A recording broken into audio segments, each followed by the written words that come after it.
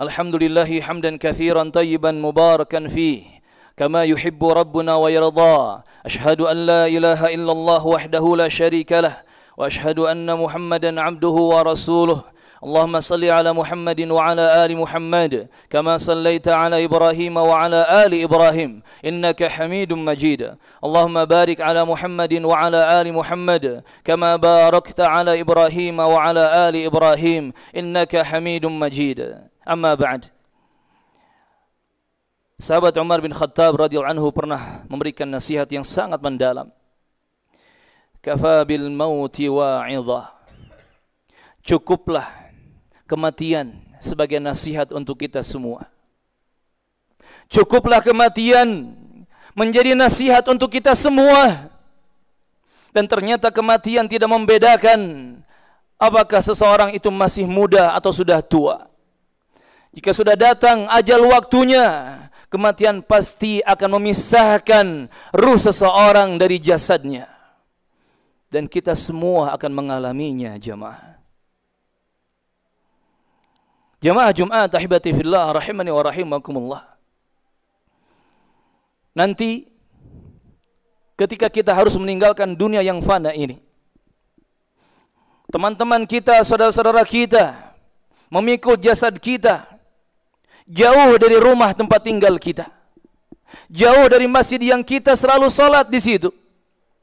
Mereka membawa jasad kita ke area pekuburan yang kemudian memasukkan kita ke liang lahat, lalu kita ditimbun dengan tanah.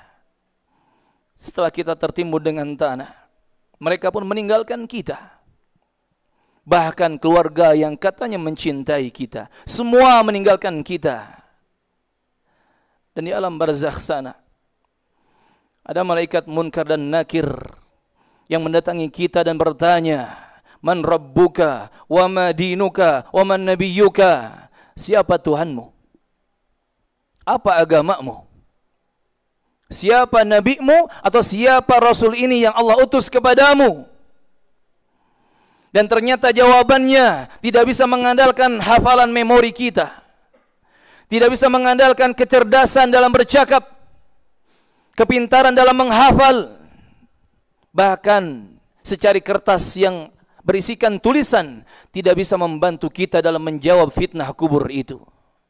Semua kembali kepada keimanan di dalam hati kita dan amal-amal soleh yang kita lakukan dengan anggota tubuh kita. Ada azab kubur dan ada nikmat kubur. Dan kita tidak tahu kita ada di golongan yang mana. Yang kalau ternyata kita termasuk golongan orang-orang yang diazab kubur, disiksa di alam kubur, wal'iyadzubillah, kuburan disempitkan sampai tulang belulang, saling berhimpitan. Bukan hanya darah yang keluar, tetapi daging dan tulang remuk redam hancur semuanya. Bahkan dibukakan lorong dari neraka, yang uap panas neraka akan dirasakan ketika itu. Bahkan ada malaikat yang membawa sebuah benda, yang kalau benda itu dipukulkan ke sebuah gunung, gunung itu akan hancur berdebu-debu. Bayangkan ketika benda yang dipegang malaikat itu dipukulkan kepada kepala seseorang di antara kita. Na'udzubillah. Namun semoga Allah Subhanahu wa taala memudahkan kita untuk mendapatkan nikmat kubur, yang kita diselamatkan dari azab kubur. Dan ternyata perjalanan kita masih jauh, jamaah. Sampai nanti kemudian ketika hari kiamat terjadi, semua manusia dibangkitkan, hidup lagi, semua berkumpul di padang mahsyar, di tempat yang satu, di tempat yang sama, tak berpakaian, tak beralas kaki, tidak dikhitan, tidak membawa apa-apa. Semua benda dan barang yang dibanggakan di dunia tidak dibawa ketika itu. Bahkan panas terik ketika itu sangat menyengat. Bagaimana tidak? Matahari akhirat di atas kepala kita hanya 1 mil jaraknya, kurang dari 2 kilometer. Maka ketika itu kita sangat butuh naungan dan keteduhan serta payung dari Allah Ar-Rahman. Yang kemudian dilanjutkan perjalanan kita dengan menghadapi hisab dan jaza. semua amal kita ditampakkan, dibukakan, diperlihatkan. Betapa malunya kita ketika melihat banyak catatan dosa dan kesalahan kita. Kemudian semua akan dibalas setimpal oleh Allah yang Maha Adil. Yang kemudian kita harus melewati jisr atau sirat di atas neraka jahanam yang lebih halus daripada rambut, namun lebih tajam daripada pedang. Yang kita tidak tahu ketika melewatinya, apakah bisa berlari kencang, atau berjalan tertatih-tatih, atau bahkan tergelincir jatuh, di mana di bawah sirat jembatan tersebut ada kalalib min hadid, kail-kail besi yang siap merobek dan mengoyak tubuh-tubuh kita. Wal'iyadzubillah. Sampai pada akhirnya hanya ada surga dan neraka. Makanya Abu Hurairah Abdurrahman bin Sakhar menangis di akhir hidupnya ketika mengingat perjalanan terakhir nanti. Dan ditanyakan kepada beliau, "Ma yubkika ya Abu Hurairah?" Apa yang membuatmu menangis wahai Abu Hurairah? Abu Hurairah menjawab dengan singkat, "Qillatuz zad." Karena sedikitnya perbekalan yang aku miliki. Karena sedikitnya perbekalan yang aku miliki, sedangkan perjalanan masih jauh. Dan di ujung sana hanya ada surga dan neraka, immal jannah wa imman nar, dan aku tidak tahu kemana aku akan berlabuh ketika itu.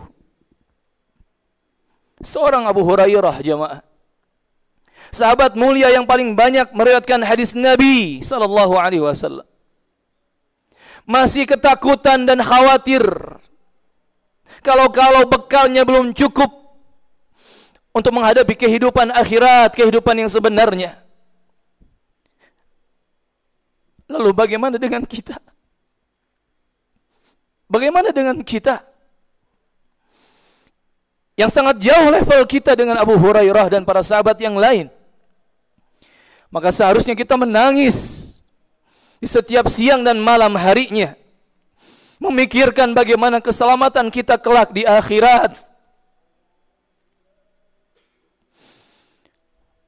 Maka anak-anak muda hendaknya memanfaatkan masa muda itu, karena tidak ada jaminan kita sampai di masa tua. Antum yang ada di pondok ini, di ma'had ini, di pesantren ini, bersyukurlah kepada Allah Azza wa Jalla dan maksimalkan kesempatan untuk belajar dan beribadah di sini. Demi Allah, banyak manusia yang cemburu dan iri dengan santri-santri di pondok pesantren.